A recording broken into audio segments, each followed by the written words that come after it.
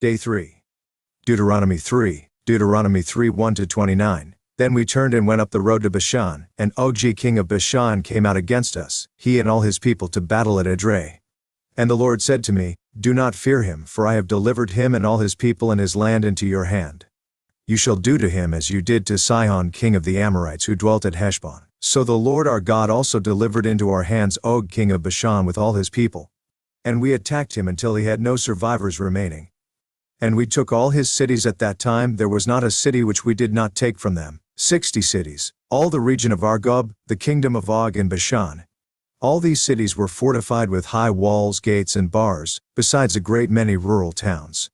And we utterly destroyed them, as we did to Sihon king of Heshbon, utterly destroying the men, women and children of every city. But all the livestock and the spoil of the cities we took as booty for ourselves. And at that time we took the land from the hand of the 2 kings of the Amorites who were on this side of the Jordan.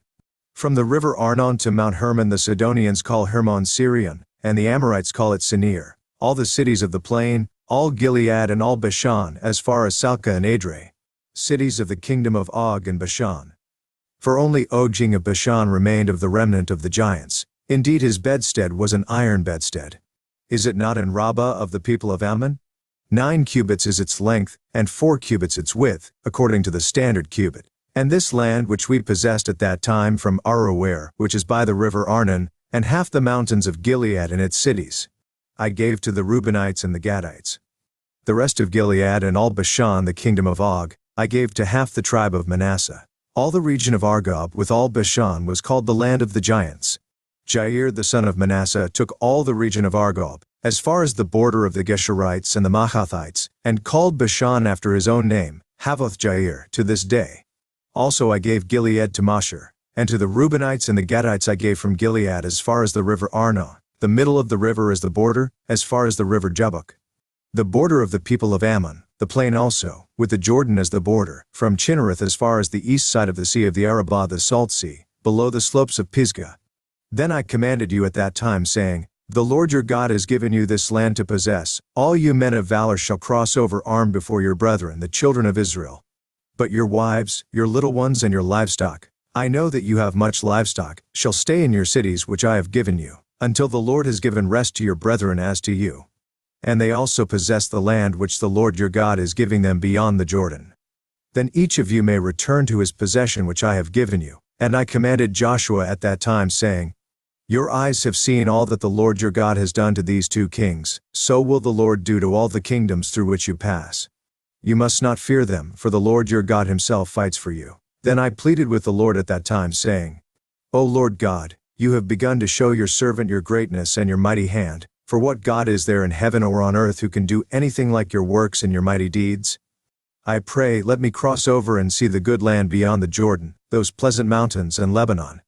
But the Lord was angry with me on your account, and would not listen to me. So the Lord said to me, Enough of that, speak no more to me of this matter. Go up to the top of Pisgah and lift your eyes toward the west, the north, the south and the east. Behold it with your eyes, for you shall not cross over this Jordan. But command Joshua and encourage him and strengthen him, for he shall go over before this people, and he shall cause them to inherit the land which you will see. So we stayed in the valley opposite Beth Peor. UCG Bible Commentary, Deuteronomy 3, last-minute encouragement. Moses reminds the new generation how God gave the Israelites victory over their enemies. There was not a city which we did not take from them, verse 4, although all of them were fortified with high walls, gates and bars, verse 5.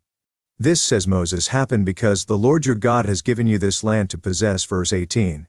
This reminder was to inspire confidence in the Israelites at this momentous time, encouraging them to have faith as they crossed into the promised land, where they would meet Canaanite resistance. Moses, rather than wallowing in self-pity over the fact that he himself would not enter the land, obeys God's command to provide this encouragement, particularly to Joshua, the new leader, verses 23-28.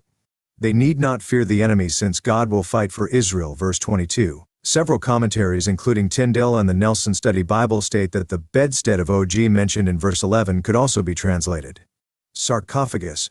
So the reference may be to the size of his coffin. These dimensions equal about 13 feet by 6 feet.